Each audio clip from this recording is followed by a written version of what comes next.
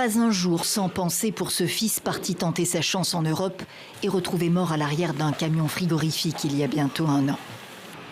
Devant l'hôtel où trône sa photo, son père ne retient pas ses larmes. Je ne pourrai jamais oublier. C'est la première fois qu'il parle, soucieux aussi de l'avenir de ses 2 petits-enfants et de sa belle-fille. Il faut les épauler. Notre famille ne demande qu'un soutien financier pour pouvoir payer notre dette et élever les enfants. Vers qui se tourner? Ce n'est ni facile ni clair, dit-il, car son fils est parti volontairement. Il a payé 30 000 $, le prix des passeurs à travers la Turquie, la Grèce, la France, avant la fin tragique, ici, dans l'est de Londres.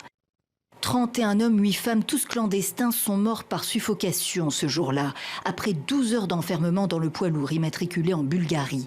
Le procès s'est ouvert début octobre au Royaume-Uni. La mémoire de leur fils hante également la famille Nguyen. Lui aussi faisait partie du voyage en quête d'une vie meilleure.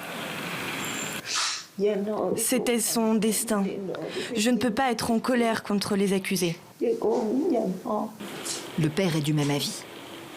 Je ne veux pas condamner les accusés. Tout le monde cherchait juste à gagner sa vie. 7 personnes ont été condamnées par la justice vietnamienne. Jusqu'à 7 ans de prison pour avoir organisé et négocié l'immigration illégale.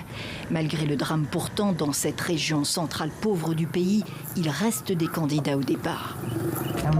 J'ai entendu parler des morts dans un camion, mais je vais essayer de partir à l'étranger pour gagner beaucoup d'argent pour mes parents. L'appel de l'Europe, mirage d'Eldorado, reste plus fort que tout. Les trafiquants en profitent pleinement.